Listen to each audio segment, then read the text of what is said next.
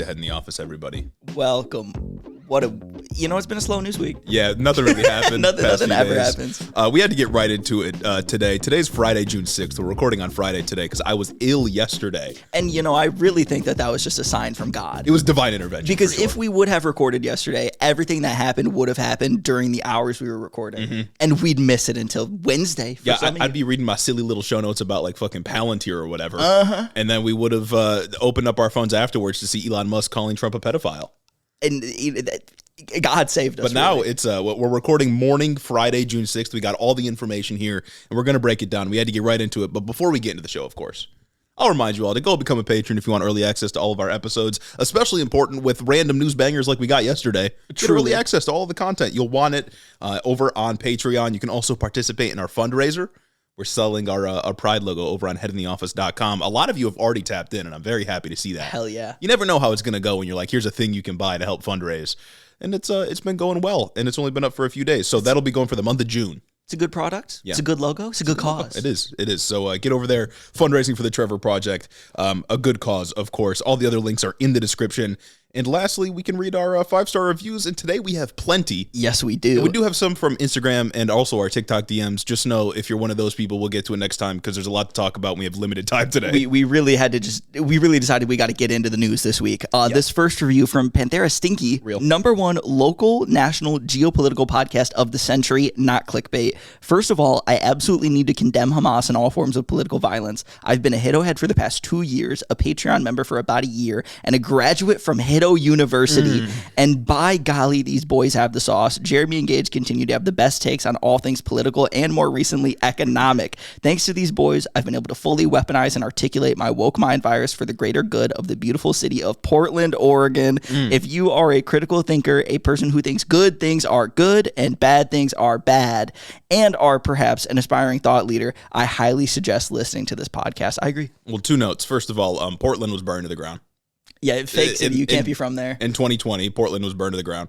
And also, more recently, economic. This show's always been about political economy. Exactly. We've always been the number one economic podcast. It just hasn't been as well advertised. Yeah, that's right. Next one from Willie Swags. Cool white boys doing cool stuff. Willie Swag says, first, I condemn Hamas and all political violence. I've listened to these boys since 2022, and they almost always have good takes. What? Whoa, now, come on. As a recent law school grad in Josh Hawley's Theocracy of Missouri, I'm constantly surrounded by bad takes, but my real-life, non-parasocial best friends, Jeremy and Gage, are the light in the darkness. I highly recommend their podcast and give anyone reading this a mandate to listen to these fantastic Midwest white boys, despite their hate of my King Patrick Mahomes. I guess that's where they disagree. So glad you all started doing 2 days a week. Finally, I condemn Hamas. I see the bias laden in this interview. This is in this review. This is ridiculous, frankly. This next one from Dear B606, top tier, beautiful takes. Firstly, I, of course, condemn Hamas and all other forms of political violence.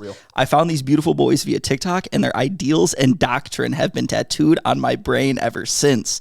Plus, it's been amazing to see a form of positive masculinity in Midwest men. I'm originally from Wisconsin. That makes me believe in something again. And now, as a Minnesotan whose job interacts with the world of abortion care and gender-affirming hormone therapy, I desperately need the amazing left opinions, nay, facts, and well-researched geopolitical news coverage that Jeremy and Gage serve up twice a week. With the jagged climb to fascism that we see from this administration daily, good things are good and bad things are bad has been my tether to reality.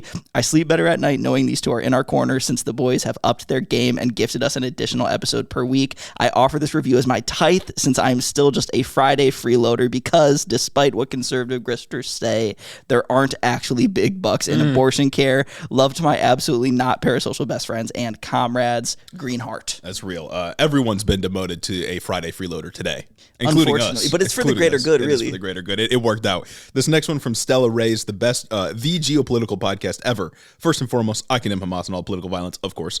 This review is definitely long overdue, but I figured that hitting 1 year of being a Patreon subscriber of Hiddo was a fitting anniversary. I absolutely, non-parasocially, love this pod and its hosts, Jeremy and Gage. I have always cared about politics and social causes. Once upon a time, I was indeed a Tumblr SJW, but without Hiddo, I know I would not be as up-to-date and informed of today's politics, both in the United States and the world. It is a scary and often depressing time that we are living in, and it can be difficult to feel motivated to continue to follow the news.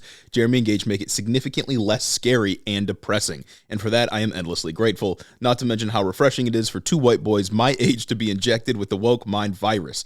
I cannot recommend this podcast more, and frequently do to everyone I talk to repeatedly. Thanks for all your hard work, boys. I am loving this new era of EPs twice a week and can't wait to see how y'all continue to grow and be successful. Wonderful review. Beautiful, wonderful review. Beautiful. This last one. Review. This shit is gas by Delaney. Real. I felt obligated to leave this review so as not to be compared to Republicans again. Could not recommend this podcast enough. Jeremy and Gage have a gift in presenting political and geopolitical news in a humorous yet informative way. Though these current times are bleak, they keep it fun, keep spreading the woke mind virus. P.S. I do condemn Hamas and all acts of political violence. Well, you better.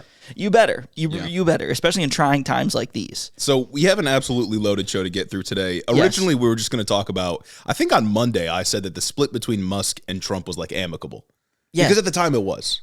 Yeah, because no, he got the Reddit key. And he got the Reddit key. Well. Trump said he did a great job, blah, blah, blah. And then stuff happened. Yeah. And then there was an interview, and then there was tweets, and now, oh my God.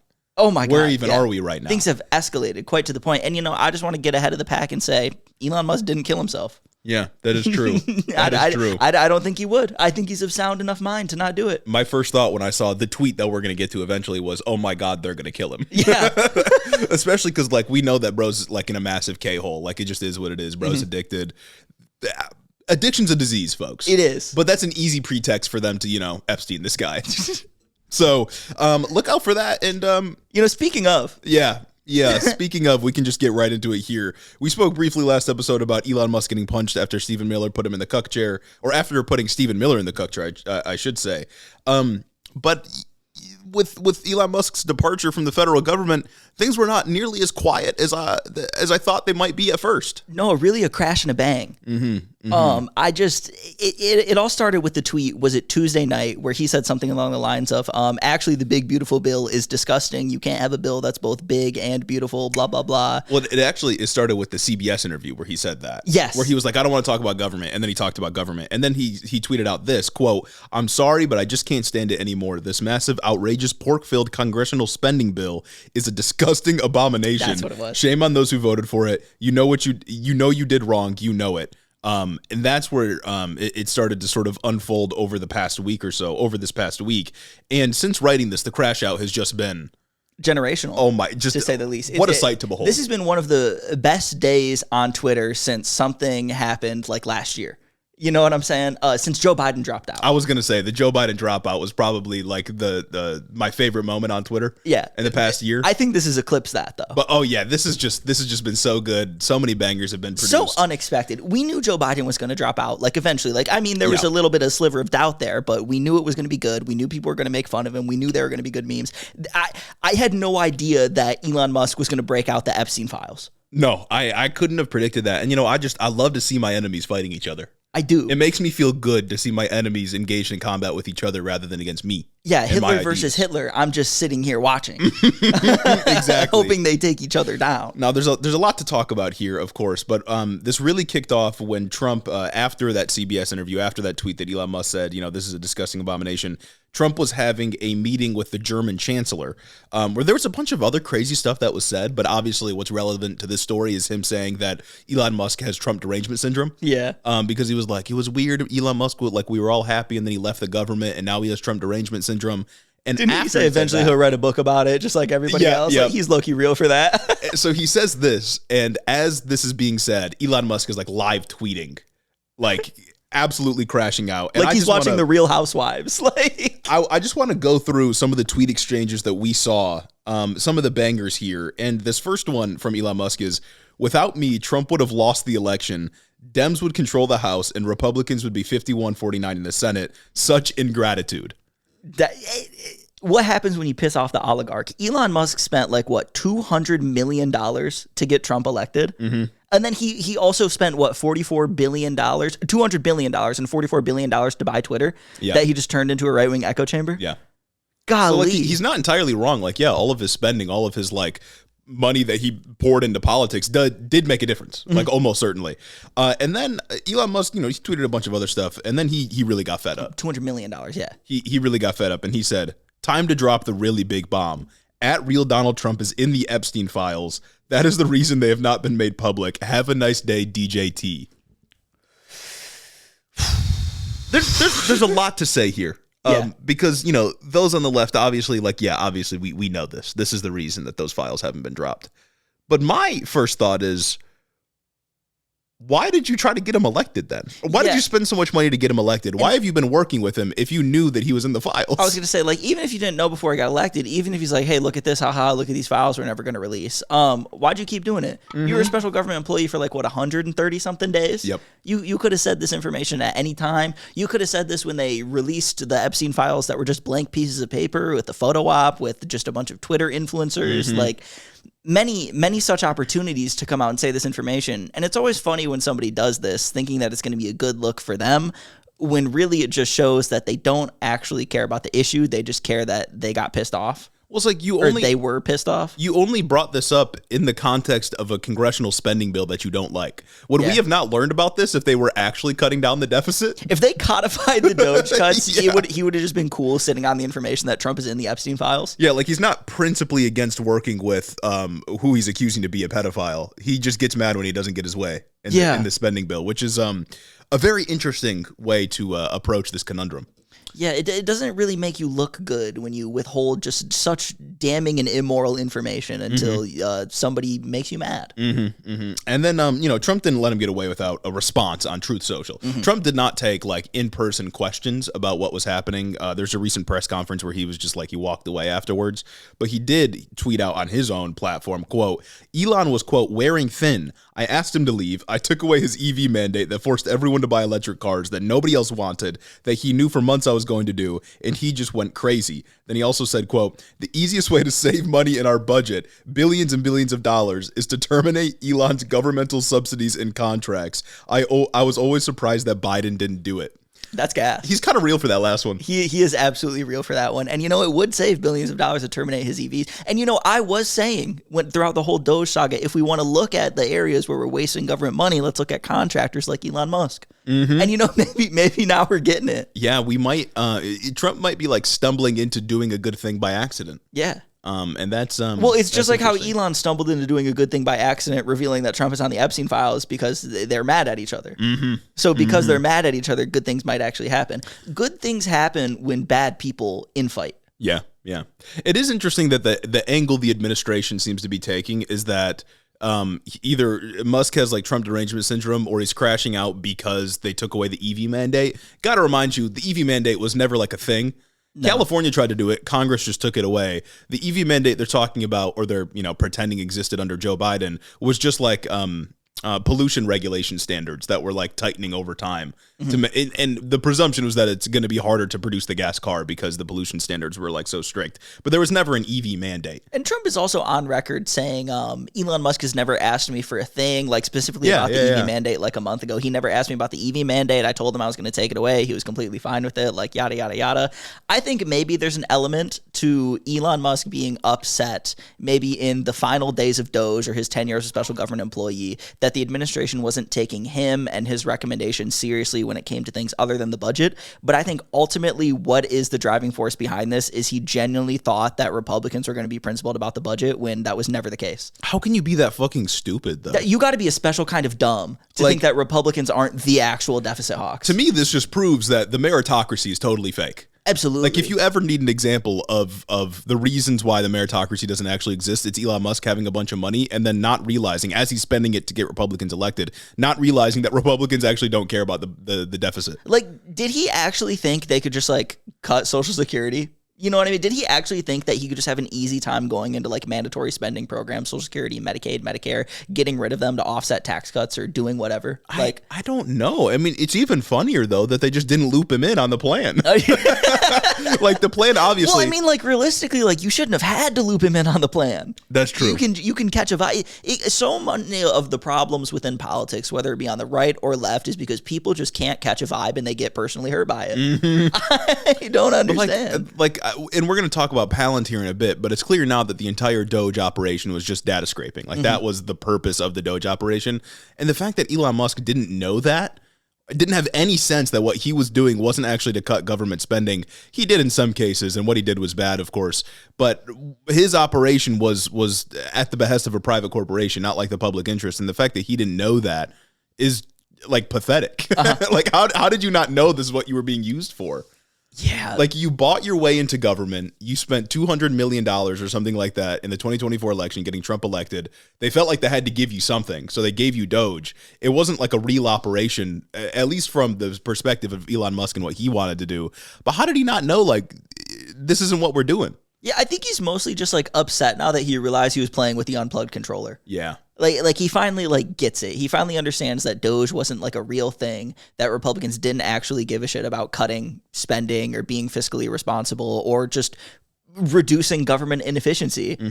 They just wanted to do other things and pretend that they were able to do that. And I think he feels personally hurt by that idea. I don't understand. Like, again, meritocracy isn't real, obviously, but Jesus Christ, how can you get that much money and have no idea this is how the Republican Party operates? Just no political instincts at all. It's whatsoever. like the DNC spending $20 million to find out that young men are like jaded against both political parties. Like I could have just told you that. Like, and that doesn't take even that much analysis. You just kind of got to look out into the world, step outside, and touch grass. observe things. Yeah, no, I don't understand it. Beyond Elon Musk and Trump going back and forth themselves, there's also just been like conservatives coping about this and trying to sort of find their lane. I saw Alex Jones was like, Trump needs to answer these, or address the allegations effectively. There were a lot of conservatives that were just falling in line behind Donald Trump, of course. I saw James O'Keefe, previously the Project Veritas guy, say that if the Epstein allegations were true, then Trump would have been caught by now.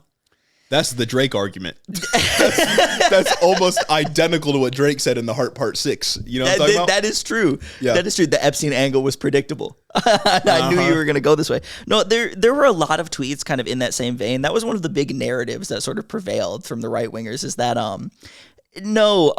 here's a tweet from Jack Posobiec. He said, if Trump was in the Epstein files, it would have been released a decade ago, and there wouldn't have been any need to make up a fake Russian hooker dossier or try to bankrupt him, imprison him, literally shoot him in the head on CNN, et cetera, et cetera. And it's like... shoot him in the head on CNN. It was a Republican that did that. Oh my God, these people live in their own world. It's so goddamn funny, dude. No, absolutely. And it's just like, I think that's a really funny angle because like it's somewhat believable stripped of the context of what the Epstein list was and how everybody knows that the Clintons are on there. Well, I was just about to say, even under the way in which Republicans, like the narrative that Republicans spin around the Epstein files, it's clear that the reason that like Biden or whoever didn't release it, even if Trump was on it, was because it would indict their own people. Yeah. It's part of their narrative. There's no doubt in my mind that there genuinely is an understanding between the rich and powerful political elite that they cannot release the Epstein files 100%. to get anybody because it will incriminate all of them. And I feel like that's not even conspiracy, right? Because I mean, the same line of argument that Jack Posobiec is engaging in here is, the Democrats would have done anything they could to lambast Trump and ruin his image, so they would have just released the Epstein files as soon as they came out. And it's like, okay, why isn't Trump releasing that the Clintons are on the Epstein files? Exactly. Because there's an understanding amongst these people that they just cannot do that. Mm-hmm. Yeah. It's the reason, like, it's a golden ticket for Democrats, right? Like, Elon Musk is out here saying that Trump is on the Epstein files. Even the Democrats' Twitter account is tweeting some stuff about, like, release the Epstein files. But no elected official Democrat, or at least no one, like, a part of the establishment, is going to go that hard on it, specifically for the reason that you say. Even though it's right there, it'd be really easy. It's a hyper unpopular thing for Trump to be associated with, but they won't go after him for it because, again, it would incriminate both sides. Epstein is something that literally everyone talks about except people in actual power. Yep. Everybody's upset about Epstein. Everybody wants the Epstein files to come out. Everybody wants to know who is in that little black book, except for the people that could actually release it. And I don't think that's a coincidence. So that's Jack Posobiec, but I believe you had another Jack Posobiec tweet here. Oh, boy, do we have Just another a Jack Posobiec tweet. A banger, dude. And man, if this doesn't speak to just like the sexual insecurity of the fascist, I really don't know what does. This one is good. He said, "Some of y'all can't handle two high agency males going at it, and it really shows. This is direct communication, phallocentric, versus indirect communication, gynocentric. I understand you aren't used to it." It's only like white supremacist guys like this. White supremacists think about cock more than anybody who's like sexually into cock. Well, and it's like, oh yeah, tweeting at each other on different platforms, by the way. Yep, quite literally indirectly subtweeting each other. Is the most like masculine Sigma mode of communicating with each other. Oh, when two dudes talk together, that makes me think of cock. But when two dudes don't talk to each other, that makes me think of vagina and girl, and that's bad. Like accusing the president of one of like the worst crimes, thinkable. Yeah. One of the worst imaginable crimes that you can come up with is phallocentric communication. That's just direct communication between two high agency males. And I mean, other than like the cock angle, that's another narrative that had prevailed throughout like these stupid right-wing influencers. They were saying like, no, you guys don't get it. This is just like two men arguing. This is what happens when two powerful individuals go at it. Everything's going to be okay. Some people were tweeting shit like, I bet Elon and Trump are sitting next to each other right now eating popcorn while they tweet this. He called him a pedophile. And you're sitting on Twitter playing dolls. You're playing dolls. You're playing pretend, dog. You're doing fanfic is what you're doing. You're writing Trump Elon Musk fanfic. Take it to AO3, butter. Yeah. Take it to Wattpad. Yeah. Jesus Christ, dude. That one was my favorite of what we got out of I think that was the standout of the entire night. Yeah. Because it's like, once again, like the Jack Posobiec and dudes like this, just the sexual insecurity of fascism on full display here. Mm-hmm. It's golly. Really good. Now that's the conservative angle. But we can't get away from this segment.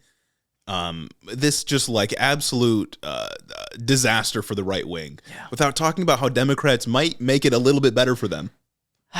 Because that's exactly what we're getting out of this. It's a golden opportunity for Democrats to take some dunks, get their hits in, get, as Tim Wall said, get in the hole and start digging with them to help them, dig their own grave. But instead of doing that, we've got some Democrats that, want to help Elon Musk out.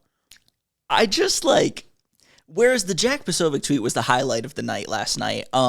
Really anything Matthew Iglesias tweeted out was just a low light for me. Oh my God, yeah. Really about to send me into a spiral too. There was this Politico article that dropped. I think it was titled something along the lines of there could be an enemy to ally arc for Elon Musk. And it was a picture of Elon Musk walking with Obama to like one of the SpaceX launches back when Obama was president. Two evil people. And basically, I don't even know how to get into it. There are some Democrats out there, like Richie Torres and Ro Khanna too, that think that it is a good idea to cozy up to Elon Musk in this moment. Yeah. And there's some validity to that. I think that Elon Musk crashing out against Donald Trump is useful insofar as you can wedge the issues that a lot of Republicans claim to care about, DOGE and government inefficiency, against Trump by saying that he wasn't actually serious about doing any of these things. But you can do that without making Elon Musk an ally to the movement, without expanding the tent to include a Nazi. Well, yeah, and the interesting thing is that Matt Iglesias is the popularism guy, right? Like, do policies that are popular, don't do policies that are unpopular. Elon Musk is, like, remarkably unpopular right now. In part because of all like the DOGE effort, cutting government funding, a lot of like Trump's failures, the first like 6 months or so, has fallen on Elon Musk. Like Musk has been blamed for them. He also did the Nazi salute, of course. But also, you're talking about like rehabilitating the image or helping Musk rehabilitate his image at a time when a super majority of your voter base is on an anti-oligarch bend. Yes. This is just fucking stupid. Like all of the fervor within like, I guess the left side of the aisle has been about, oh, maybe billionaires have a bit too much power right now. Yeah. And we're seeing what happens when you piss off a billionaire that has too much power. Elon Musk came out and said he's going to start primarying conservatives that vote for the bill in the Senate. And that's another thing that kind of makes me upset about how the Democrats like Matthew Iglesias and other people, Richie Torres, think that we should bring Elon Musk into the tent. Because when Elon Musk says he's going to primary Republicans, he's not trying to put money into Democrats to beat Republicans, to fiscally responsible Democrats. He's trying to put money into other Republicans. Elon Musk is a Republican. They're just trying to Liz Cheney him. They fundamentally misunderstand where this disagreement is coming from politically. Elon Musk is against the one big beautiful budget, quote unquote, not because he wants it to be better, but because he wants more cuts. The budget isn't evil enough for him. Yes. So trying to like rehab his image or get him on your side doesn't make sense when the Democratic message against this bill is that it's going to kill people because it's cutting Medicaid. Was Elon Musk not talking about how we need to look at entitlement programs before everything started? He said he wanted to cut $2 trillion from the budget. You don't do that without touching entitlement programs. Exactly. And it's like, he has never once come out against the tax cuts. Things that are actually adding to the deficit as well. It has only been in terms of cutting programs that give people health care. He's repeatedly said it's too much spending. It's too much spending. Exactly. Yeah. He doesn't give a shit about the tax cuts, even though that is spending. Yeah. Tax cuts are spending when you look at the ledger, when you balance the budget. But yeah, no, Matthew Iglesias got out there and tweeted, I feel like Jeffries and Schumer should give Elon Musk a call and tell him about the Democratic Party's longstanding interest in electric cars, solar panels, space exploration, and a balanced deficit reduction. So goddamn stupid.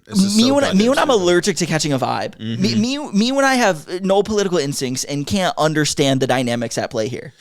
The Democrats should do precisely the opposite, and they should point to this as an example of why an oligarch-ran government is a bad idea, not only for like government effectiveness, but also because consolidating so much wealth and power into a few individuals than having them run your government is just going to result in like egotistical, narcissistic spats like this. Yes, that like ruin any chance the government has to do anything good for people at all.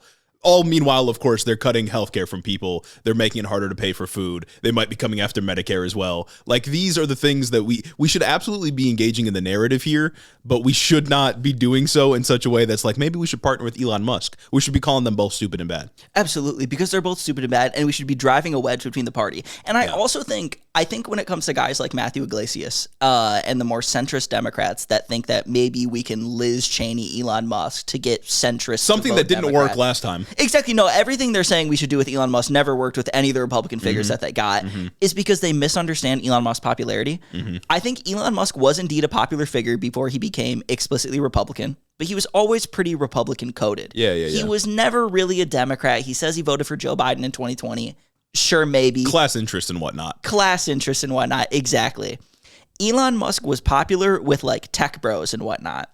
The reason Elon Musk is so popular right now is because he became a conservative. He did not bring as many people to conservatism as conservatism brought to him when he was willing to fully embrace them. Most of the people that rock with Elon Musk, like DC Drano, Libs of TikTok, all these right-wing influencers, are right-wing influencers first before they like Elon. Elon's not a charismatic guy. He's not bringing people to movements. People only like him because he's so fervently for Trump, and he owns one of the largest social media platforms on the planet and boosts them and pays them to spread right-wing disinformation. Yeah, exactly. If Elon Musk leaves that coalition, he's not taking people with him that are then going to vote Democrat. Yeah. And I think that's fundamentally flawed with like, I think Ro Khanna is a pretty decent progressive. You know what I mean? But he can have some bad takes sometimes. He represents Silicon Valley, so he cozies up with a lot of tech bros. And he said, quote, we should ultimately be trying to convince him, Elon Musk, that the Democratic Party has more of the values that he agrees with. A commitment to science funding, a commitment to clean energy, a commitment to seeing international students like him. Doug, he thinks there's a white genocide happening. He thinks there's a white genocide in South Africa. He is responsible for some of the cancer research that is cut. Yes. He is responsible for recommending cuts to these NIH grants because he doesn't quite understand them. He wants more spending cuts from Medicaid, Medicare, and Social Security. There are none of his values that align with what the Democratic Party should be or even is right now. He hit a Nazi salute in January. Other than being a billionaire. Yeah.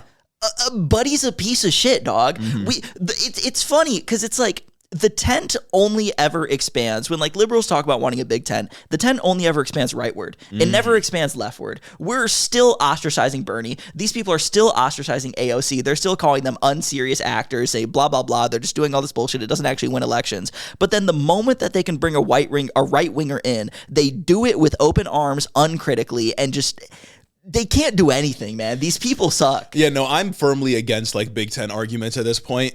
When I was younger and maybe a bit less cynical, I had always felt like the Big Ten arguments were about, or the Big Ten like theory was just about expanding the coalition such that people from different backgrounds and different religions and nationalities and whatnot could be a part of like the Democratic voter base. Yeah. But now I realize when they say Big Ten, it's just to block out progressives. No, 100%. That's the only reason. When they say Big Ten, it's to build a coalition with conservatives so that they never have to take the demands of progressives seriously. Look, it's exactly what they're trying to do with Elon Musk right now. Yeah.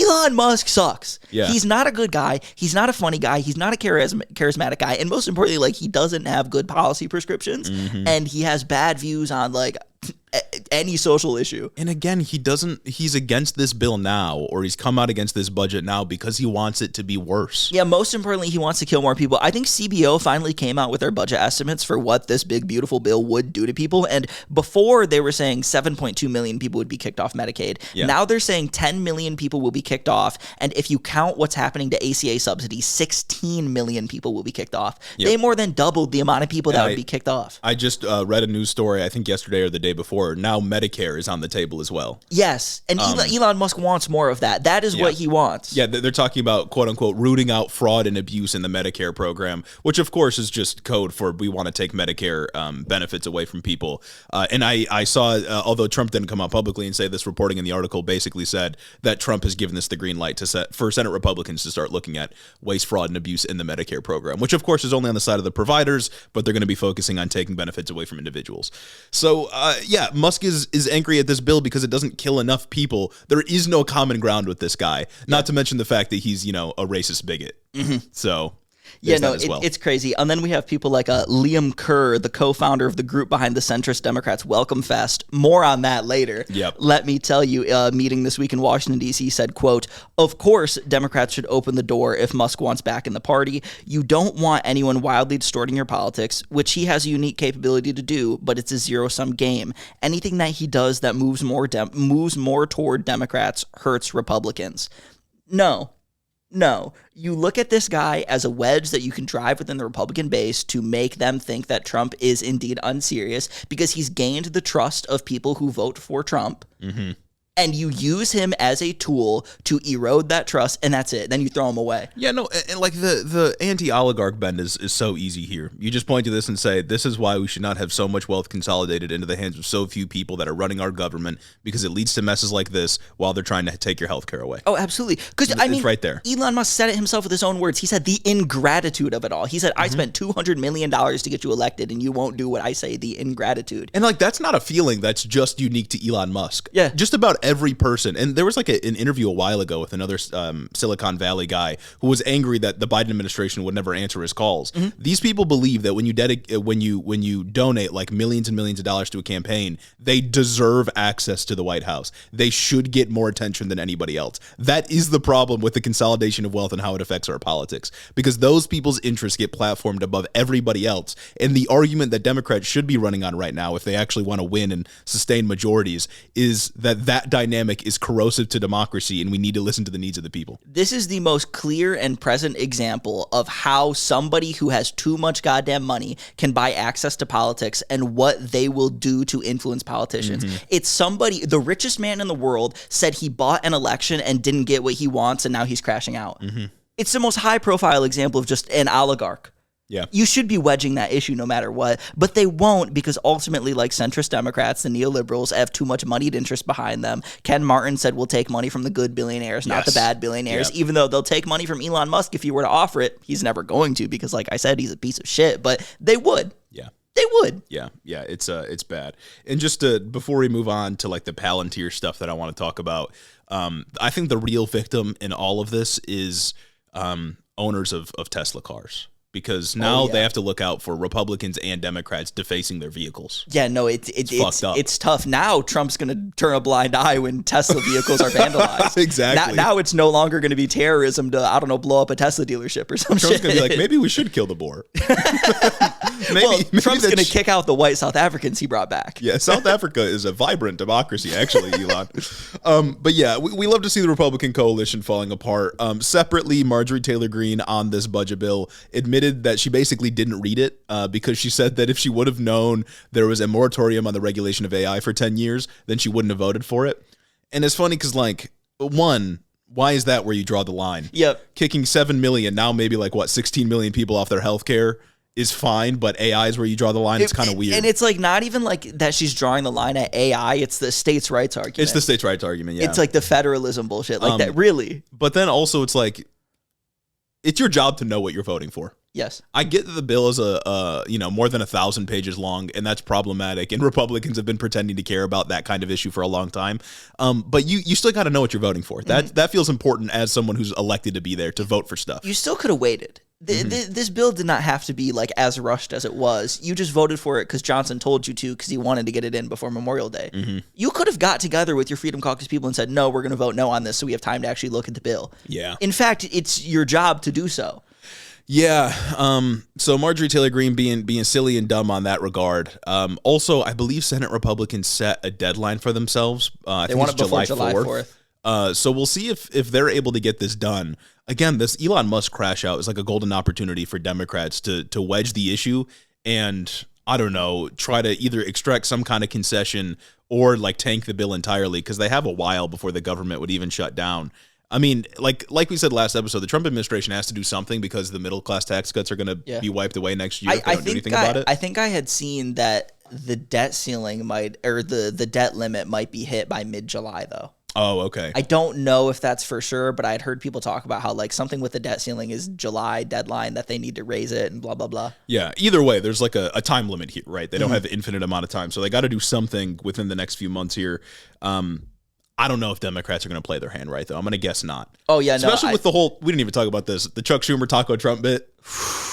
It's unfunny when you start doing it. Yeah, no, it made me think that was just corny and crazy. I mean, because, it already was, Taco Trump, like, okay, that's barely funny. It's cool because it's like Wall Street guys saying it, and that's the people that he wants. It's cool that the people that he thinks are cool are rejecting him. That's why Taco Trump is funny. But when Chuck Schumer says it, it's like when the grandpa catches on to slang. He didn't just, like, drop it somewhere. He said it in the context of not being hard enough on Iran. Yeah. He was like, Taco Trump, he's making a deal with Iran. They're making a nuclear deal. Taco Trump wants less war. Yeah. Yeah, like he said, he's not going to war hard enough with Iran, and that means he's always. That's why I'm using Taco Trump. During the whole Trump Elon feud on Twitter last night, some dumbass staffer tweeted, "Surrey, play Bad Blood." From Chuck Schumer's account. From Chuck Schumer's account, yeah. Jesus Christ. No, that shit made me cringe. That shit made me think that maybe maybe Twitter's not funny. Maybe what happened tonight wasn't good. They ruin everything, man. No, they do. I'm glad I didn't see a Hillary Clinton tweet. That would have been bad. That would have maybe like polarized me onto Trump's side. That's what it's like. Okay, wrap it up now. Wrap it up. This is over. This is old news. Maybe this is Trump derangement syndrome. Maybe Trump was right. I caught TDS. Like blah blah blah. And it's like at least the worst thing the Democrats could have done is like sided with Trump on this. Yeah, that's true. I'm glad they didn't do that. But siding with Elon Musk is the second worst option. I think if somebody that wasn't Trump was president, but they were doing all the same things, they would have sided with Trump. Yeah. They would have been like, this is the influence of the oligarchy. Trump is the elected leader of the country. Yeah. But I'm glad they didn't do that. But now they're talking about siding with Elon Musk, and that's just the second worst option. Didn't Hakeem Jeffries say like a month ago, like, yeah, Trump, he did kind of get a mandate? Yes. Yeah. There was a very real possibility that could have happened. But they're too, honestly, maybe not. Maybe the Democratic Party is too polarized against the idea that too much money in politics is a bad thing to ever have hit that angle. Maybe. I don't know. But anyhow, I do want to talk a little bit about Doge, because that was the original plan for this episode, was to just talk about Doge and Palantir. Yeah. Of course, what Doge has managed to do is unequivocally bad, cutting the cancer research, causing all these court cases, which, what's going to happen with those, nobody really knows. But it's clear now, as we said, the entire Doge effort was just an exercise in data extraction for the Silicon Valley company, specifically Palantir. And if you haven't if you're unaware of what this company is, Palantir is a company that does data and analytics, specifically like data mining and intelligence services. They're already an evil company. I think Palantir is like a Middle Earth reference, right? Like really Eye of God type shit. Like okay. the Palantir is like the all-seeing something. I don't know. I don't watch Lord of the Rings. I don't fucking know. But I think that's what it's a reference to. Probably a reference from the like Silmarillion or some shit. So Palantir's already an evil company. They've like publicly worked with the IDF before. Peter Thiel, JD Vance's mentor, is one of the co-founders. It's a Silicon Valley corporation that's headed by techno-fascists. And they're trying to make like the Eye of Sauron. Yeah. They're trying to have the eye in the sky. Well, really the eye on your phone that spies on you and knows everything about you and will, I don't know, tell the feds where to get you. It's the plot of Watch Dogs. It's the plot of Watch Dogs is what it is. But there is more to this story, especially now that we have Elon Musk crashing out and the Doge effort sort of being dissolved or at least taking a backseat in this administration here. In March, Trump issued an executive order to direct data sharing across departments. Palantir already has about $113 million in government contracts, even some that they were given under the Biden administration for like COVID-19 data tracking. But the DOD just issued another contract for nearly $800 million, and 2 other agencies are considering buying Palantir technology. That's a really big jump. It's a huge jump. That's like 8 times their other contract. And the details of those the detail of this contract and the 2 others have not been publicly released. We just have like the dollar amount because that stuff's always public. Yeah. So we don't know exactly the content of this contract, but the New York Times is doing some reporting on this, and they said, quote, the Trump administration has already sought access to hundreds of data points on citizens and others through government databases, including their bank account numbers, the amount of their student debt, their medical claims, and any disability status. Essentially, they're using data scraped through DOGE and all the other data they have under like DHS, ICE, DOD, and so on. And the administration's going to feed this into a techno-oligarch's algorithm to, create profiles of people. Bank account numbers is crazy. Didn't they repeal a rule that the CFPB put in place that disallowed debanking?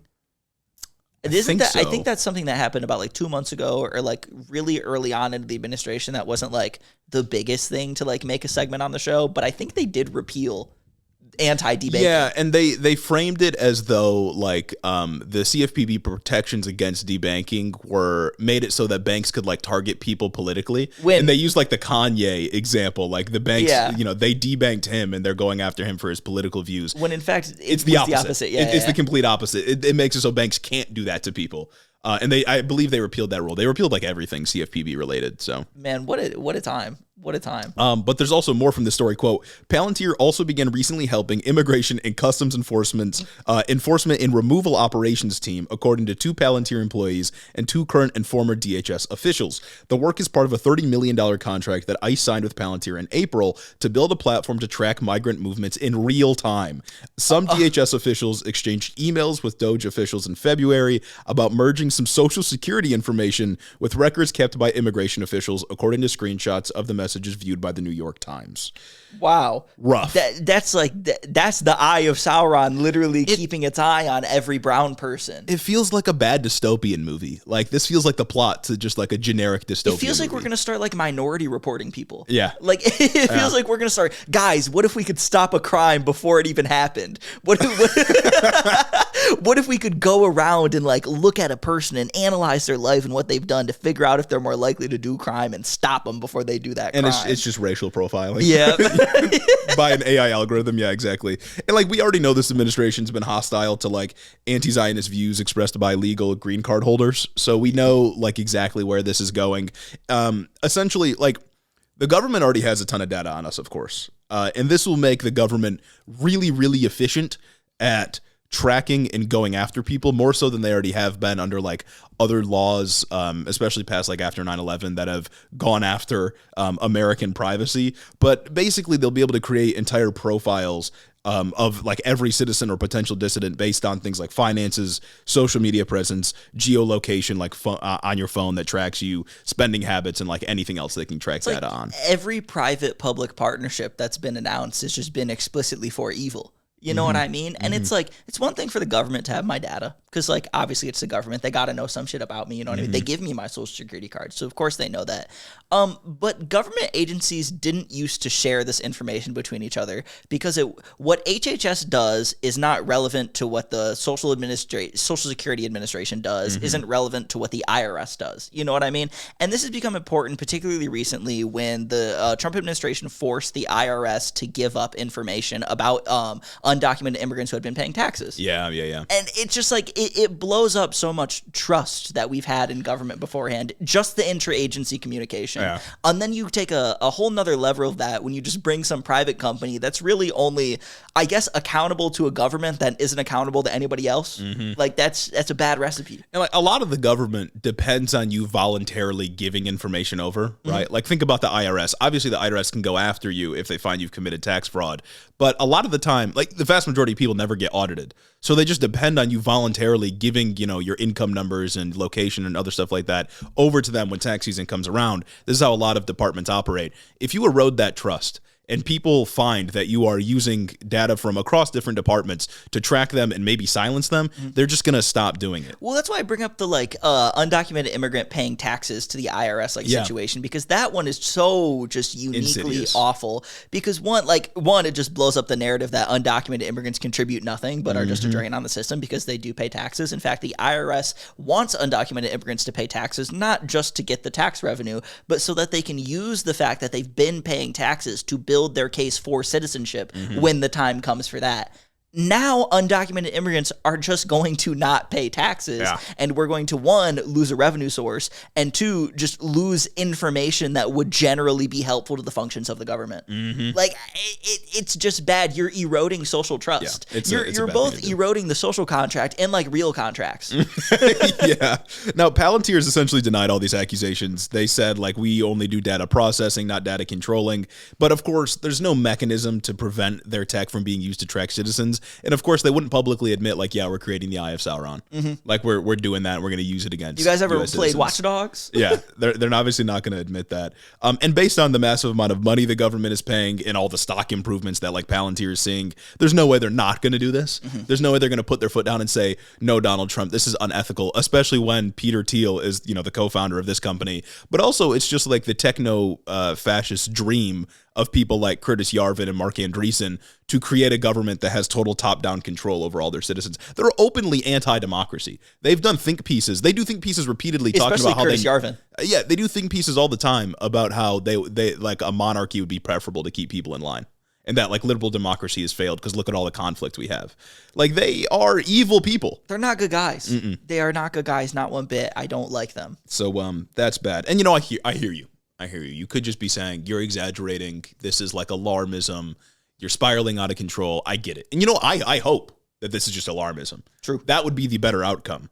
But I don't think that, I think based on all the evidence, the direction that this administration is heading is towards this sort of Eye of Sauron, Eye of God kind of control. At least that's what they want to try to do. Who knows if the technology is actually going to support them. And to be clear, I don't think that this is Trump personally doing this. I think this is the moneyed interests and those captured by them, like J.D. Vance and Stephen Miller, operating in the background to create a fascist authoritarian government. And it's also I don't know. Obviously, the details of the contract aren't public. What's stopping Palantir from distributing this information to other places? You know what I mean? It's so sensitive. I know that they have access to IRS and Social Security information. I think they have access to HHS information as well. Yeah. I think this whole thing is just entire data sharing with the government and Palantir. Even if a Democrat wins in 2028, God willing, you know what I'm saying? I don't think they can take away the data that Palantir already has. Yeah, and this technology to build profiles of people so their preferences and can predict their behaviors and stuff, this has been a thing for a long time. This is how social media companies, or I guess this is how marketing companies and social media companies do advertisements to you. It's how big tech keeps your uncle Republican. Yeah, they track your online presence, and then they feed you either content that they think you'll like, which you often do, or they feed you ads that they think will get you to buy that product, which it often does. This is shit that they've already used. And that stuff's already insidious and weird and a violation of privacy that you have no control over because your data is not yours to use freely, use or sell freely, I suppose. Because you always click enable cookies. Yeah, exactly. But this, I guess I don't see logically why, if the government has access to this technology and if there's companies willing to do it for however many millions of dollars, why they wouldn't just use that same technology to go after people they don't like. They're already doing it to green card holders. Ramesa Ozturk wrote a fucking op-ed in the student paper, and they tried to kick her out of the country. She didn't commit a crime, but they went after her for sharing views. And if they can automate this and make it really quick and use AI to data scrape and find people, why wouldn't they do it? Yeah, and we're only an eighth into this administration. Yeah. Yeah, that's not. We are 6 months in, so it's pretty bad. So I guess I'll. Hopefully it's not as bad as I think it's going to be. Yeah. But if it is, I'll see you in the gulag when we all get arrested for talking poorly about Israel. Yeah, I was gonna say, and if it is as bad as it could be, at the very least, or at the very most, once we realize that's bad, there's nothing else we can do about that at that point. So you'll see me logging off. Yeah, I just hope that AI has been pretty terrible so far, and it's been overhyped and has been under-delivering. I hope that remains the case. Yes. That the AI is really just a hype. Is really just a hype bubble that will eventually burst. that a lot of people are sold on just because of hype moments and aura around it. And I hope it doesn't have the capability to do what I think it can. Yeah, that Google AI overview is mostly trash. It's bad. It's really. I wish I could turn it off. It mostly feeds me the wrong information, and because it always pops out first and it's deceptively large, I start reading it because I think it's maybe the start of a headline that I'm searching for. No, it's not. It never is. It's not. And then it'll tell me wrong information from things that it links to, and it pisses me off, man. It pisses me off. It's not good. It's not good. You know, before we move on to this next topic, I forgot that I saved one more banger tweet from friend of the show, Dinesh D'Souza. This one just, it goes along with my argument that some of them think that, you know, Elon Musk and Trump are just sitting next to each other eating popcorn while this all goes down because they're, you know, they're alpha males just exuding hype moments and aura on the timeline. Yeah, they're trolling. They're trolling. Dinesh D'Souza said, "Is this some sort of perverse scheme to force the release of the Epstein files? How great would it be to have a horde of bad guys publicly exposed? Then Trump and Elon break out the champagne. Elon says, 'Told you I could get the Democrats to scream for that list.' Laughter." Buddy. Playing dolls, man. Buddy. They have total executive control. They could just release it. Conservatives and like 13-year-old girls fighting for who can write the most insane fan fiction. How else do you describe it? Like, they could have. It would have been if they had hyped it up back a couple of months ago when Pam Bonnie's like, "I'm giving out these binders." And if they would have done it then, it would have been an overwhelming cultural victory for conservatives because it would have vindicated them in every way. Literally everyone wants the Epstein list released. And I don't know why Dinesh D'Souza is pretending that Democrats don't want the list too. Yeah, but like, well, that both sides pretend that the other side doesn't want the list released. True, but like, but both sides have people that would be incriminated by it. But like, they could have released it then, had a huge cultural victory, but they didn't do it because Trump's name is in it. And a bunch of other Republicans, I'm assuming, and Democrats. And like you said, they have an understanding that they're not going to release it if they get elected. These rich and powerful people operate in a different world. Remember, Chuck Schumer consistently says that he's friends with Republicans. Like, these people fuck with each other behind the scenes. And this is why I'm principled in thinking that I think that they should hate each other. Oh, yeah. I need searing hatred to make an entrance to the political scene. I mean, like, in the EU, don't they have, like, fights in their parliaments every once in a while? Yeah. Like, don't fights break out in, like, British parliament? Why don't we have that? Even if it's not fights, we've brought this up before, and people on social media are like, "Well, have you ever heard of Bernie Sanders?" It's like, okay, Bernie's cool, but Bernie does not have like the searing hatred I need him to have for the rich and powerful. Yes, like he has a critique of it, obviously, and I think he's as close as anyone's gotten to a good critique of the rich in like American politics and mainstream American politics. But I need someone to come through with just an undying hatred for these people in the same way that Republicans like hate undocumented immigrants. Yes, and Democrats too. Yeah, I need demagoguery. I need demonization. You don't need to lie about them. You can just tell the truth about their actions, the consequences of those actions. But I need somebody to really just capitalize on the hate that a lot of people have for the rich. Yeah, but instead we get a Wonderfest, the centrist convention, where they talk about how we need to be more centrist and how it's actually the progressive left are the real succubuses. Compelling argument. I've been convinced, really. I've been convinced. But, you know, I said more on that later. We will have more on Wonderfest later and what the moderates are up to. But for now, I got to get to just a tried and true Beyond Parody segment. This is a Pride Month story. This is a Pride Month story. It's Pride Month. I could not include it. It's also genuinely insane. And this one is all about renaming the Harvey Milk ship. News broke the other day that Secretary of Defense Pete Hegseth, if you will, has ordered the Navy to rename a ship named after Harvey Milk. You know, Harvey Milk, one of the like most iconic and important figures in the LGBTQ plus fight for civil rights. Yeah, first gay elected official in California, I believe. Yes. Obviously was like assassinated a year after he got elected by a homophobe. He didn't like him. Wasn't he killed by the guy who was the single no vote on the bill that he sponsored? Yeah. So it was an anti-discrimination bill. One of the most important civil rights figures in like American history, especially when it comes to the LGBTQ movement. But I digress. Hegseth said that he explicitly wanted to rename the Harvey Milk ship during Pride Month. And to that, the only thing you can really say, the only analysis you can make is that the cruelty is the point. Yes. And they're telling you. Yeah, just straight up. This is like pure unadulterated love of the game, right? Because like obviously the Trump administration has been railing hard against trans folks and like DEI measures and stuff like that. But the name of a ship isn't like materially important in the same way that these other programs they've gone after is. This is just saying, I hate gay people. And I want to hate gay people during Pride, and I want it to be put on a megaphone so that every gay person knows that I don't fuck with them and they don't mean anything. Yeah, like this isn't as harmful as like rescinding access to gender affirming care for minors, right? Like that's a policy that's meant to kill people.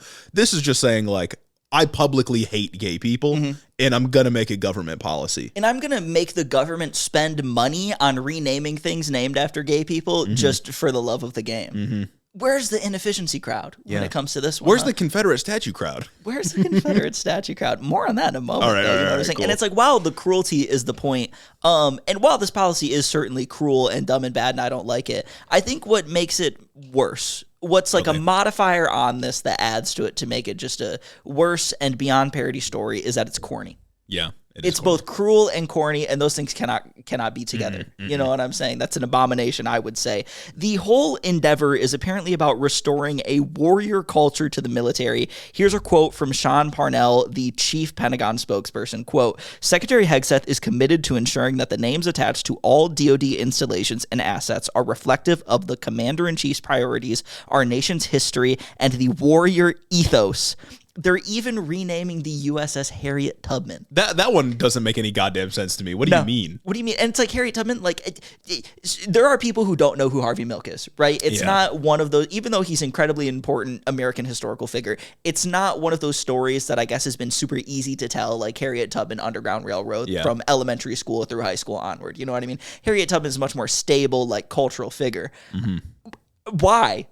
Yeah. Why are you going after that one? Well, it's like Harriet Tubman. Like, you want to restore warrior culture. First off, what does that mean? This just means like, don't be gay, basically. Exactly. But like Harriet Tubman, obviously, what Harvey Milk did, incredibly brave for his time, of course. But like Harriet Tubman, that's like one of the bravest things you can imagine. That's what I'm saying. That's what I'm saying. What are you talking about? And it's like, it's a part of a broader effort that Hegseth wants to engage in, because there's this like section of ships in the Navy that are named after American civil rights leaders. Like that's what they're for. It's like the John Lewis class oiler resupply ships or something are all named after civil rights leaders. This includes like the USNS Harvey Milk, USNS Harriet Tubman, and USNS Cesar Chavez. Yeah.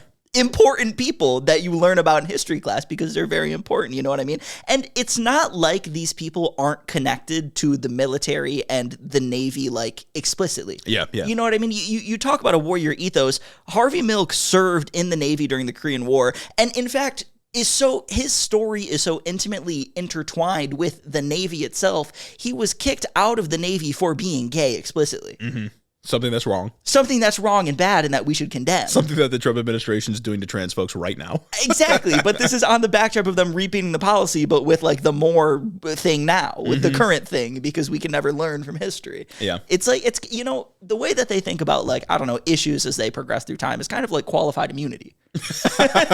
Okay. It's kind of like how, oh, well, you know, as long as a court didn't say that what you did was explicitly wrong, you're immune for doing this thing if there's like any little eensy-weensy difference in this police action. Yeah. It's like they see like, oh, you're not like gay, you're just like queer in a different font. We can do the same thing we did to oppress gay people to you. And that's wrong. Yeah, it's wrong. And when it comes to like the naming of ships, like that already functions to make the U.S. military seem less evil.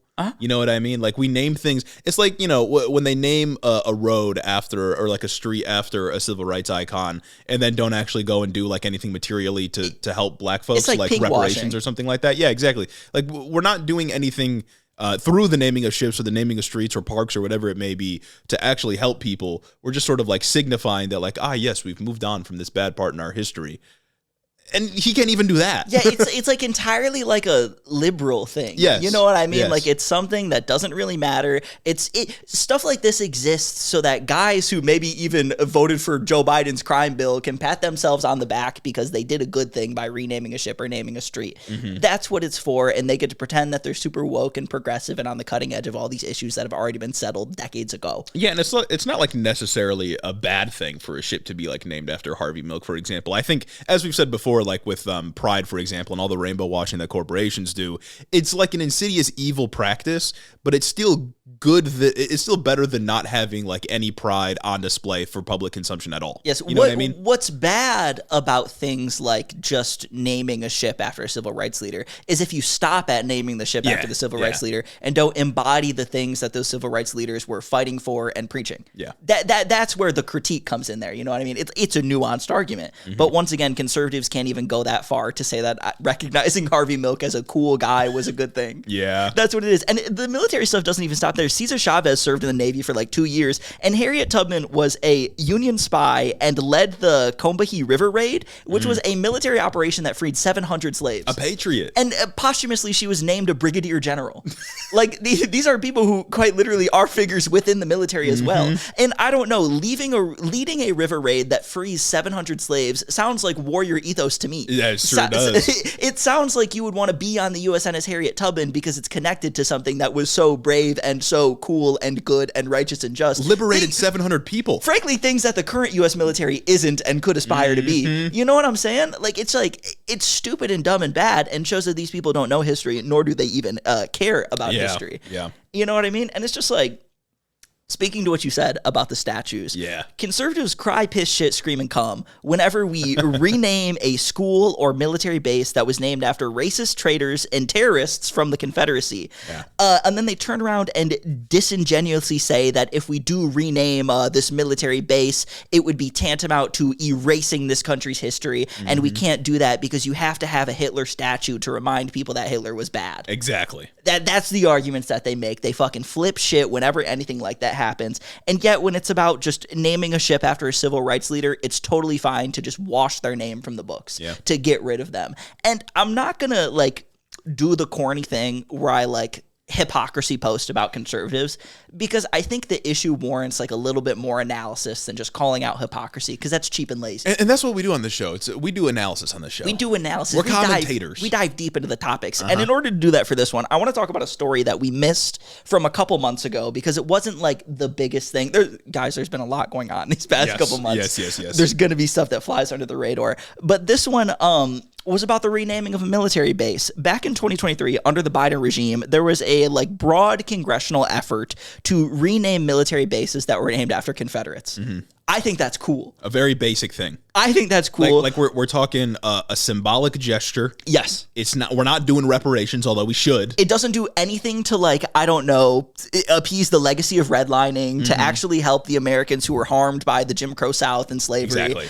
It's just a thing that is the bare minimum that Congress said in 2023. Oh yeah, maybe we should stop venerating Confederates. Yeah, exactly. We're not going to venerate like some of the most evil people in U.S. history. Yes, traitors and terrorists. I don't know. It seems pretty bad to me. You know what I'm saying? But so back in 2023, there was that congressional effort, and as a part of this, Fort Bragg, named after the Confederate General Braxton Bragg, was renamed to Fort Liberty. I also like to go aside and say that conservatives love just idolizing and venerating losers. And this guy, Braxton Bragg, was specifically known as a Confederate general who lost battles. He's known as a guy who lost key battles in the Civil War and was partly responsible, I guess, in losing those battles for the North's victory. So it's like that. Yeah, we should really be honoring that guy. Yeah, warrior culture. He wasn't even good at doing the bad thing. Harriet Tubman was better than he was. You know what I'm saying? Well, we're bringing back a warrior culture by naming our shit after losers. Yeah, exactly. Can't make this shit up, man. It is quite literally beyond parody. And so, man, and this based in cool because the Confederacy is bad and dumb. Exactly. It's bad and ontologically evil. Therefore, any act against them is justified. And so when Trump came into office and the people around him and him decided that the name Fort Liberty was too woke or some shit, they renamed it back to Fort Bragg. But what makes this worse is going to be the same thing that makes the Hegseth renaming the USNS Harvey Milk worse. Not only is it cruel, it's also corny. Because I think there was a law passed by Congress that said you can't name the shit after Confederates anymore. Based in cool. I don't want things named after Confederates. So they just went into sort of like technically conservatism. They did the nerdy thing and they said, oh no, we're renaming this back to Fort Bragg, but this isn't named after the Confederate General Braxton Bragg, who lost. One, we shouldn't be naming anything after a white boy named Braxton, but I digress. They're saying we're actually naming this after, I think his name was Roland Bragg, who was a World War II private first class. We just found someone with the same last name. We found someone with the same last name, so we can keep referring to this as Fort Bragg. And I think it goes just... I think it's pretty easy to see what they're trying to do here. Oh, yeah. They're not even trying to hide it. I'm pretty sure once they did this, Hegseth tweeted Fort Bragg is back. Yeah, it's just them virtue signaling that, like, the Confederacy was good, slavery was cool. Yes. Like, that's all it is. Yeah, sure, it's designed to be named after some new guy, but the people who were mad about the Fort Bragg change were appeased by this, and ultimately, it's just losers trying to hide behind a technicality when literally everyone knows what they're doing. Yeah, it's like Groyper Nazi online posting. Like Yes. they'll post 1488 and then be like, well, actually, I was talking about this and this and this. I wasn't actually talking about that. They're just numbers. What are you getting so upset about numbers for, liberal? Oh my god! And then they turn around and they go, hee hee hee hee hee. Yeah, they don't believe they're a in bunch of pussies. To they're say the losers. least, Absolute they are losers. losers, and they're not good. And it's just like, when you make the choice to name something after someone, you're venerating them. 100%. You are literally putting that person on a pedestal, forcing their name into conversations that they would not have otherwise been in, because, you got to refer to a place. You're immortalizing when talking about them. They live forever. They live forever. They won't be forgotten because their name has to continuously be talked about, especially when it's a military base and you're sending people there all the goddamn time. And you're also just like normalizing that person and the actions that person committed. Yeah. Especially when it's a Confederate. Let me go have fun at Fort Bragg, named after Braxton Bragg, the guy who wanted slavery. That's not good. Yeah. That's not good. Yeah. I don't fuck with that at all. And it's like conservatives are taking sort of these affirmative stances that Confederate leaders deserve to be honored, while people who fought and died for civil rights should be pushed aside.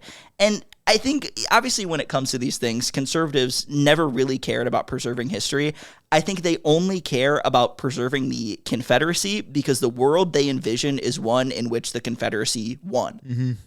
It's what they want, and that's what they're telling us when they do things like this, explicitly. Yeah, it's still Southern strategy type shit, but I don't even see the strategy here because this isn't the kind of thing that wins votes, right? Yeah. Like the Southern strategy was a way of speaking to the racist sentiment in the South without offending the slowly liberalizing sentiments in the North. But this is just being racist for love of the game. No, this is purely ideological. And it's like Harvey Milk and Harriet Tubman fought against the cultural and political remnants of the Confederacy. And guys like Pete Hegseth just can't stand that. And they don't want that because they don't like civil rights. Yep. Yeah. And it's clear. Civil rights are woke or whatever. Sure, like you can call that an exaggeration, but when you do these things, that's what you're signaling. What? It's Harriet Tubman. It's Harriet Tubman, It's man. Harriet Tubman and Harvey Milk. You learn that's like one of the first figures you learn about in elementary school. I was going to say, you watch like cartoons about the Underground Railroad in elementary school. Like Harriet Tubman is pretty uncontroversial figure when it comes to the civil rights movement. But now she's too woke, apparently. Yeah, but that's too woke. We can't have boys on a Navy ship on the Harriet Tubman. She broke the law. Real. She was a criminal. We got to name this ship the Genghis Khan or some shit like that. After this news broke about like the Harvey Milk ship, I saw it. I think it was Matt Walsh. Of course, I should probably block this dude on Twitter, but I saw a Matt Walsh tweet where he was like in favor of this, obviously. Of course. And he was like, Harvey Milk was like a child molester anyway. Just a lie. Classic. We're just lying. We're just lying about people. We're just trying to associate gay folks with grooming and whatnot once again. So I mean, these people don't believe in anything. Oh no, yeah, no, that's great. I can't wait till we name this the USNS Genghis Khan or some shit after the USNS Napoleon after just some guy that killed people. Not even an American. Not even an American. Yeah. Because like it just this whole warrior culture thing is USS David Duke. Ah, a great American, a Republican, in fact. A Republican, exactly. A real warrior right there. My. Anyway, we got some extras to end off on here. And before we get into the Welcome Fest stuff, I do want to say, shout out Matthew Miller. Shout out Matthew Miller. He's finally come to the light. Matthew Miller, former State Department spokesperson, deputy spokesperson, maybe I can't exactly remember. He was one of the characters along with John Kirby that we kept hating on for getting up on the podium during press conferences about Israel and either just lying or sharing absolutely no information. Yes. And Matthew Miller was on a podcast recently where he said, oh yeah, Israel was committing war crimes. And then when he was asked, well, why did you say otherwise? He was like, well, when you work for the government, you have to say what the government believes. He said, I was a government spokesperson. I was taking the government stances, not my own personal stances. He said, I was just following orders. Why is this an accepted response to any behavior when you're a government employee? And it's like, when it comes to like something so like the moral issue of our time, really, Palestine and what Israel is doing over there. How do you like get up out of bed in the morning and go to work when you know that you got to go do a press briefing where you're not going to answer a goddamn question and you're going to repeat the lie that, oh, Israel isn't crossing any red lines. Israel hasn't done anything wrong. Actually, there's maybe even a ceasefire that's going to come out in the next 2 weeks. You guys just have to wait and see. Yeah. How do you get out of bed in the morning if you're doing that? It's not even just lying, because part of working in the government is lying to people when they ask you questions. For sure. Lying to reporters, lying during press conferences, lying to your kids as you put them to bed at night. Like, that's just how it goes when you work in the government. I'm a good person. It's something we sort of expect from politicians and public figures. But lying on behalf of people he believes now, admittedly, has been committing war crimes. That is just exceptionally evil. He's saying we are complicit in the things they are doing to innocent people, and I just went along with it because I worked for the government. And now that I'm out of power, I can talk about it. Also, here's my book. Yeah, that quote, like, one day everyone will have been against this. Yeah. That's exactly what it is. It's right there, because it seems like everyone is pretty much against this unless you work for the government and realize that you have a vested interest in being here, and if you stay long enough, maybe one day you can write a book, because the books are already coming out. Oh yeah, Karine Jean-Pierre just announced a book. Yep, we got the Jake Tapper book. Karine Jean-Pierre is saying she's leaving the Democratic Party. Find out why if you go buy my new book that comes out in October. It's like all these people just stayed. They ruined their own credibility so that they could write one book and then fade into obscurity after that. And they will be accepted into the next Democratic administration. Absolutely. I guarantee you Matthew Miller will have a job in 2028 or 2029 when the next Democrat comes in, if they do win in 2028. And he'll have a job explicitly because he never stood up and said that what was going on was wrong, and he just repeated the government lie. Yeah. Again, the Democrats, terrible. Speaking of Democrats being terrible, man, we had Welcome Fest, literally the centrist convention. They described it as a convention for moderate Democrats to come to. Sounds like a college event, like a welcome event in college. Yeah, Welcome Week. Yeah, exactly. That's what it sounds like. Just like Welcome Week, and you go around and you go learn about how progressives are evil. Wasn't the Welcome Fest title like a broad coalition, you're welcome to join us type thing? Isn't that what it really? I believe that's like the intent of the title. That's the spirit of the title, I think, is like everyone's welcome. Okay, but which of course we didn't get an invite. Yeah, but we're just gonna have people who fuck with abundance up and talk about it. And we're gonna have Alyssa Slotkin show up and speak a little bit. Whoa. Yeah, this was the centrist moderate convention, totally overshadowed by like the Elon Musk news that was breaking on the same day, and rightfully so, of course. We do have some quotes to read off though, and again, I gotta mention these guys are the popularists. These guys are the abundance people. It's sort of a conglomeration of moderates, the abundance guys, and whatnot. If you are of the opinion that the party should do things when they're popular and they should accept people when it will make the party more popular or more electable, then why aren't you against the genocide in Gaza? Yes. Because people are, the public itself is against sending arms to Israel. Their whole claim to fame is looking at the polls, looking at the data, and meeting voters where they are and not trying to push voters anywhere else. And also zoning reform. Yeah. Well, their whole thing is like, okay, that's nice that you're being progressive, you're outraged, you have this like righteous fury, but all that matters is winning elections, and they keep losing elections. Like Slotkin won, I'll give that to her. Yes. I prefer Slotkin over Mike Rogers, who is the alternative, but that doesn't mean that you won on the merits of something like an abundance agenda. And it's like, there's a genuine sentiment from this portion of the party, or I guess a genuine problem with them, that they refuse to engage in any analysis that thinks that maybe voters just voted for the Democrat because they don't like Republicans. Like, maybe people don't affirmatively vote for Democrats. They reluctantly vote for them because they think Republicans are too unpalatable. Yeah. There's no room for that in any of this popularist bullshit that they do, because then those votes go to reaffirm their own biases that, like, oh, yeah, being a moderate's the way to go. And if you're Matthew Iglesias, it reaffirms the idea that, like, being a centrist on cultural issues is the way to go. Yeah. That guy is, like, genuinely economically left, well, economically neoliberal and culturally conservative. Like, I don't understand. He's constantly, we need to abandon trans people. Well, yeah, and it's like, of course, we've made the point that, of course, public opinion is not this fixed thing. People aren't born with opinions on policy and never changing. But that's especially true of social issues. Yes. Like, the opinion on same-sex marriage has, like, exponentially increased since the Supreme Court made it illegal for you to like illegalize same-sex marriage in all the 50 states. Matthew Iglesias likes to get up there and talk about how like, oh, you're losing blue-collar workers because of how your far left stance on cultural issues. And it's like, we have come on this podcast many times and we said, if these blue-collar workers knew a trans person, they wouldn't care about these trans issues. Because a lot of these fears and a lot of these insecurities that lead to bad policy outcomes for minority groups are because people just don't like interact with them in positive ways. They don't just have like a person in their life that identifies that way and is like just chill. And there aren't public figures explaining why these people deserve decency and respect. Because they're constantly like, oh yeah, maybe we shouldn't let you in sports. Actually, maybe we should craft legislation that targets 3 people in each state. And kicks high school girls off sports. That's what we're dealing with here, folks. I gotta read this tweet from Matt Iglesias before we get into the straight Welcome Fest stuff, because I was just scrolling through his Twitter last night fuming. He said good quote, activity before bed. Isn't the way for economic populists to win the intra-party argument against the abundance is to just move to the center on culture, like the historical populists, so they get to be the real election-winning pragmatists? Like the historical populists? Is he talking about like Nazis? I don't know what he's talking about, dude. His whole all he gets on here and does is argue that like the left needs to be more center on culture. The left needs to be more center on culture. He's talking about the economic populists need to win the intra-party argument and emerge as like the winning faction by becoming what the people who fuck with abundance are on culture. It seems like he's trying to talk about like FDR New Deal Democrats, but FDR didn't run like to the center on cultural issues. In fact, one of the main reasons he's criticized by progressives is that he paid service to like, paid lip service to like Black Americans in their struggle, and then the New Deal didn't deliver for Black Americans. Yeah. Right, so like if we're talking about rhetorically, FDR wasn't like trying to undercut the center-left faction by going center on social issues.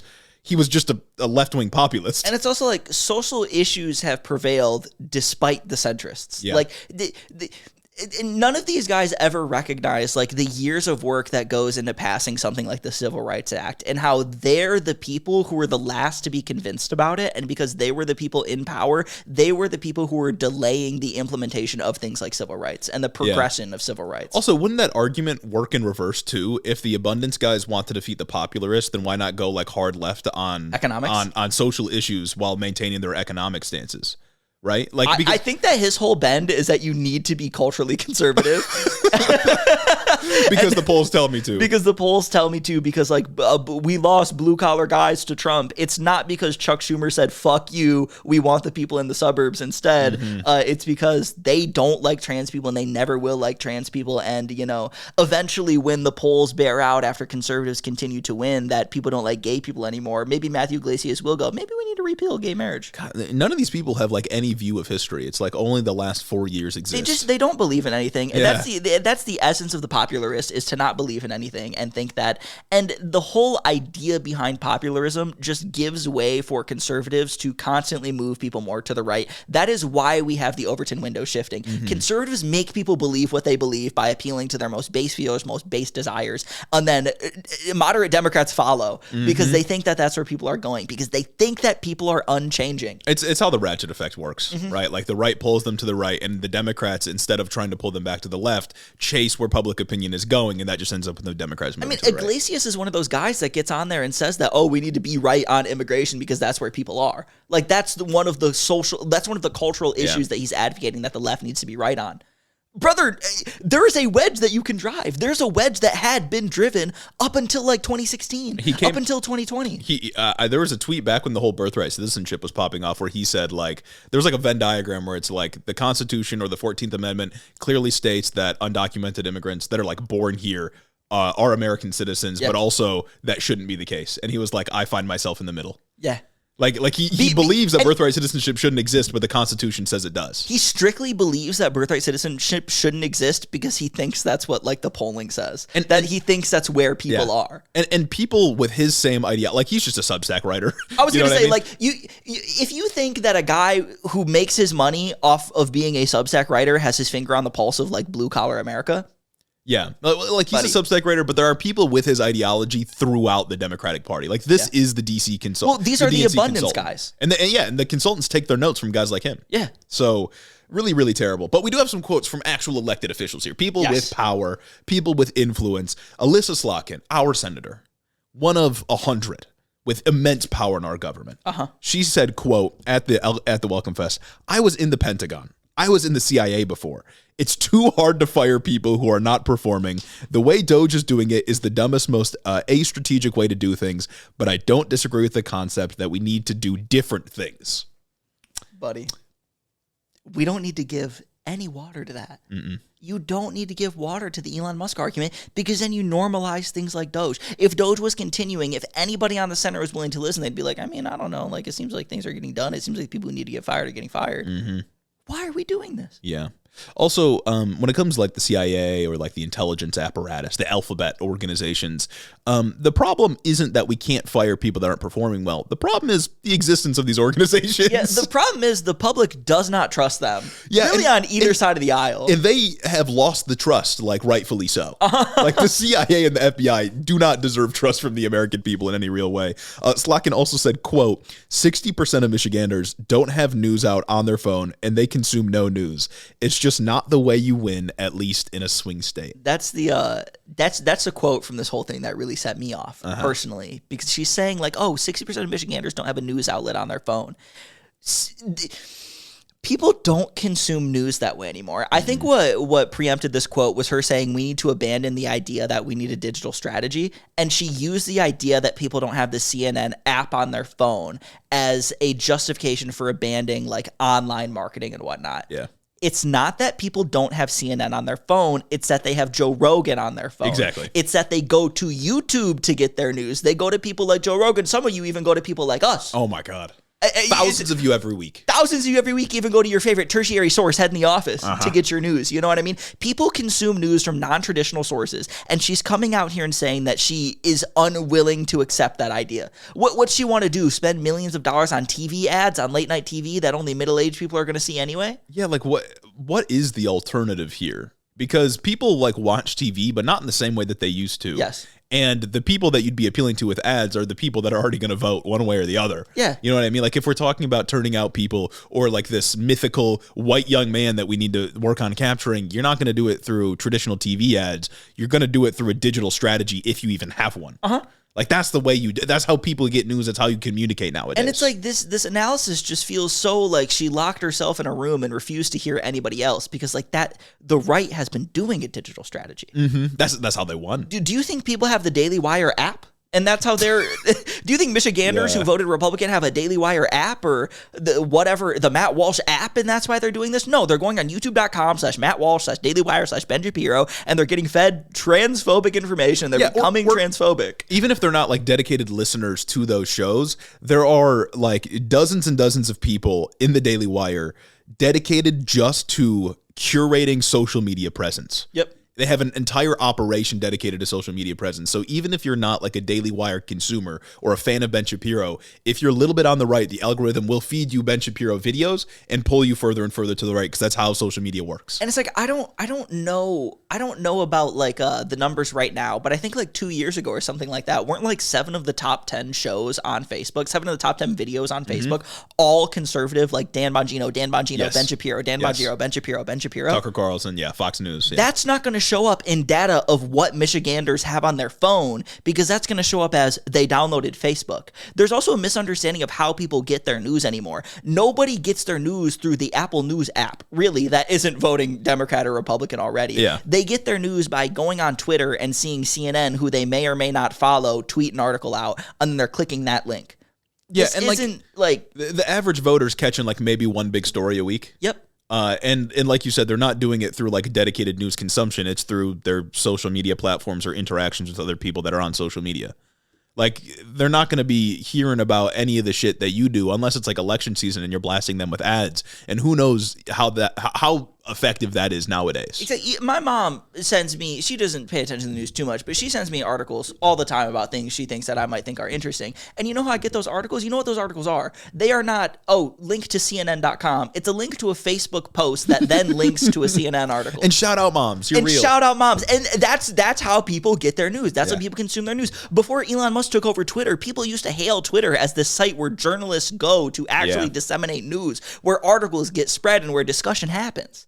Like, there's such a fundamental misunderstanding of how people operate in the 21st century. They don't understand the game they're in that anymore. Cannot be remedied. I don't think that Alyssa Slotkin could ever be convinced that you need a digital strategy. If she's out here right now in this current moment where we're talking about a left Joe Rogan, Yeah.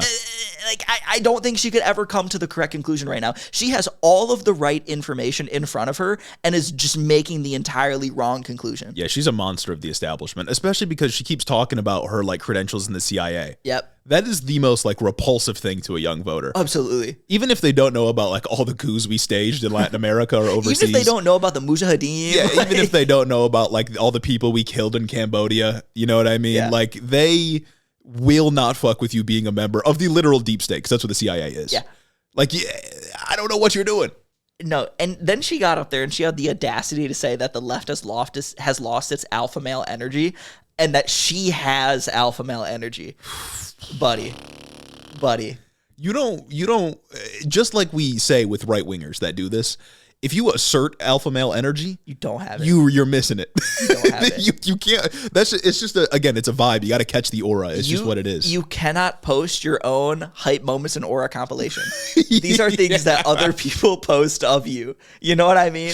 Yeah. Like, You can't have yourself as the home screen. You know what I mean? You Absolutely can't have yourself as the home screen. You can't just be you as your home just screen. the audacity to go to the moderate convention and say that I have alpha male energy is that, that in of itself maybe has to be commended, because it takes a lot to be able to get out there and do it. There's a lot of delusion there. I was going to say there's a level of delusion, yeah.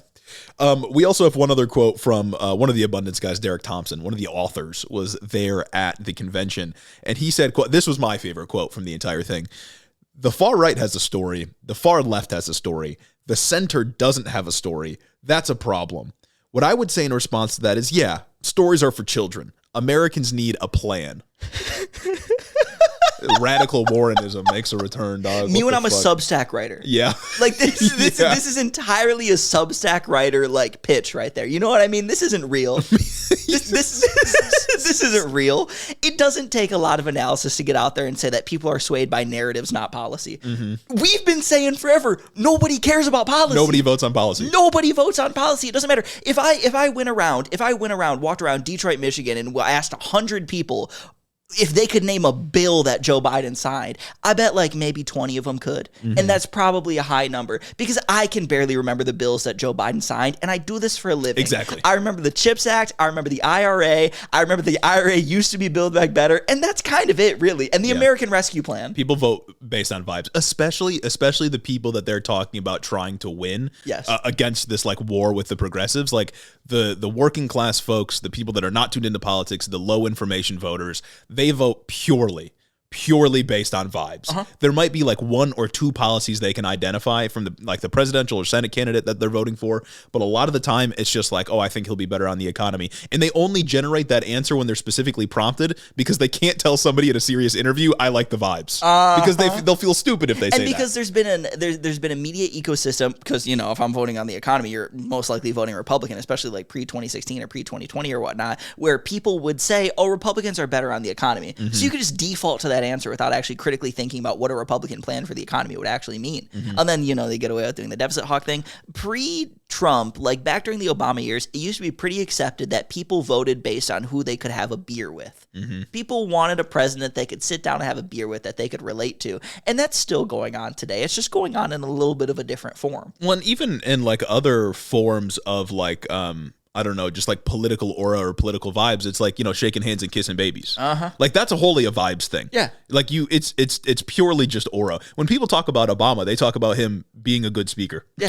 and like dressing well and shit like that. They don't talk about Obama policies, because if they did, we'd be talking about how he drone strikes weddings. They talk about Obama being like a generally cool guy, and good pussy too. Yeah, exactly. And I can't say he wasn't vibey. I can't say he wasn't cool. I can't say that Obama's Obama got good vibes. He gave out a soundbite. Yeah. Like nobody else really could, but he also bailed out the banks. Yeah. Like I'm the policy voter.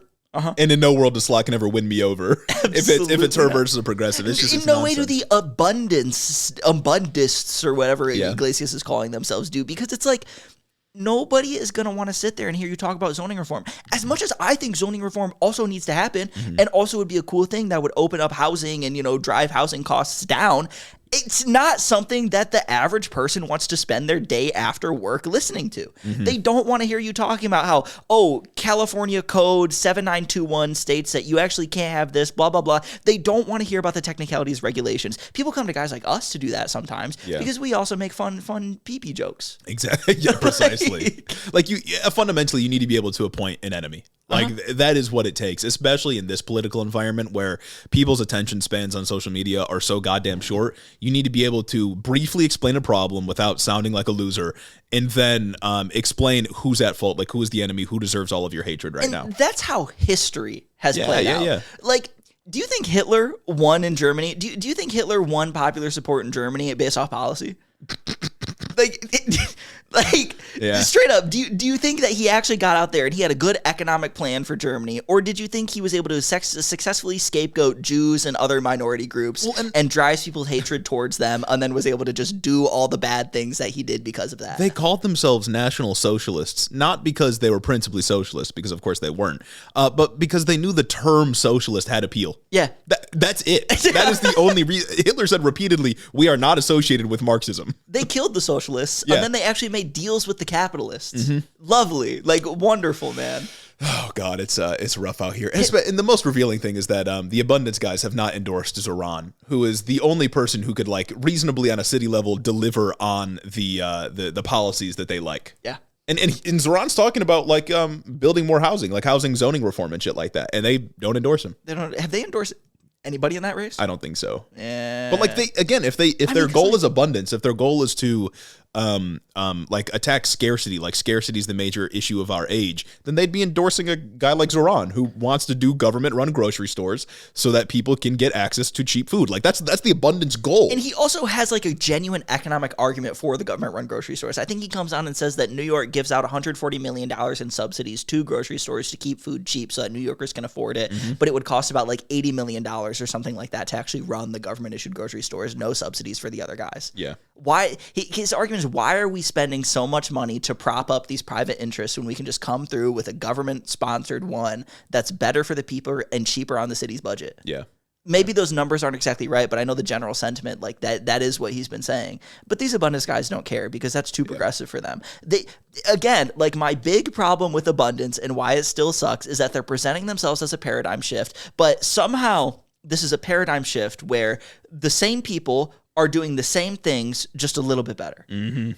And the same people are in power. They're listening to the same consultants. They're listening to the same Substack writers, and nothing else is changing except regulation is bad now. Yeah, we're gonna do more free market stuff. And labor unions are bad. One of the abundance guys at Welcome Fest said that the reason hotel prices in New York City are too high is actually because labor unions. It's because the hotel workers union is stopping new hotel developments. Yeah, we need to let capital flow freely. That's gonna solve our problems. Exactly. We've overregulated capital. Anyhow, I think we got to get out of here. I think we got to get out of here too. Yeah. We were going to talk a little bit about the mayoral debate in New York City. Crazy. The Israel questions were crazy. That's my only take. Why are we getting out there and asking the mayor of New York City? I get that New York City has a special place in terms of a local government that isn't necessarily local, but ultimately this is a local election, a state and local election. Why are we asking the mayoral candidates to pledge their undying hearts to Israel? Mm-hmm. It doesn't make any goddamn pretty stupid. sense. And then why are we asking them who they think their favorite Democrat is? And Andrew Cuomo is saying Hakeem Jeffries. The question was, who do you think is the most effective Democrat? And Cuomo and 3 others said Hakeem Jeffries. What the fuck? One of the guys said me. He said me. I'm the most that's more valid. That's than so Hakeem. real. That's more valid than Hakeem. Man. The one clip that really stuck out to me, I can't remember who this guy is. He was the same guy that said he would visit Jamaica as his first country, but he was asked what's the biggest public safety threat to New Yorkers, and he said for mothers, for women, and for grandmothers, it's Andrew Cuomo. That's so fucking funny, dude. That's I love that ranked choice voting encourages people just to gang up on others. That's really funny. No, that's gas. Because Cuomo should not. There's no world where Andrew Cuomo should actually have a shot at winning this election. Brother is a sex pest. Yeah, no, he's a bad person. He's a sex pest. New Yorkers cannot elect him. I'm pleading with any of the New York hito heads to do not rank Andrew Cuomo. Yeah. You can't do it. We cannot allow him to win. Yeah, there was some chick that got weeks. out there for the what would your first foreign visit be? She said the Holy Land, Israel.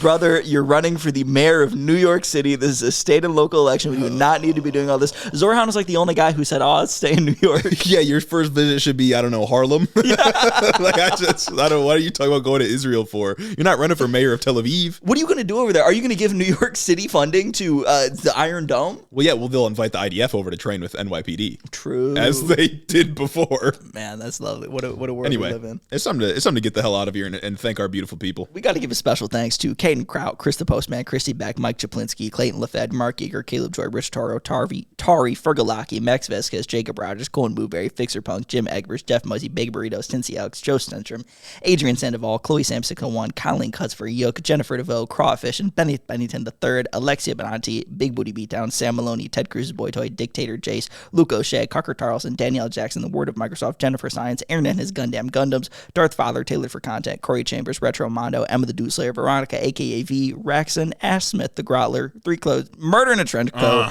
Casey Lynn Kelly, AK Gon, Zach Lantian, Info Russell, Austin Greif, Marcus Corbett, Caleb Roper, Taylor Rensock, Cammy, Tylen Freeman, Isaac Hodges, Madeline C, Anna Valitic, KCC, Sayus to West, August, Particular Pickman, Sir Caplot, Jeff Sides, Brendan's Egg, Froggy Gundrop, Jackie Boy, Shameless, Coherent Babbles, MJ Sharp, Michaela Muncie, The Wallace 3000, Chris T, Kishan Lala, Amanda R, Tyler J, Damian Blues, Particulon, Memfrez, Ronna Stiletto, Midwest Marxist, Joe the Mailman, Gary from West Michigan, Shawnee GG, Juniper Nut Jupiter, Stacked Crabs, I Crowley, Urban Peach, Lord of Forlorn, Holt Forsyth, Booty Snakes, Dewfairy, Chelceratops, Austin Lima, Lane Waltz, Azim Fida Hussein, Gorgeous Girl Mukes, Brooklyn G, Noverk the Dastardly, Goldthorn, Eddie Book, Merlin, Cryobongi, Sergeant Pookie, Hoodie, Kim Kitsuragi, Rose Grimm, Kristen, Jamie the Young Extremist, Jack the Heathen, Archer W, Evan Mingo, AJ Torres, Elo Nico, Jake Hall, Seth Schmidt, Noah Sajas, Maja What, Ultra the Dragon, Mercy Boku, Dick Cheney and 6-Inch Heels, Luke Wechter, Henry Kraggles, Tristan Ringsmith, Yaya, Asura the Atheist, Aiden Reese, Deep State Agent, Puddle Pirate, Joshua Franklin, Southern Lefty, Lark61, Cannon Man, and my mom. Thank you all so much for supporting the show on Patreon. We couldn't do it without you. Yes. Shout out. Shouts out, big ups. And we'll see you next week. Have a great weekend.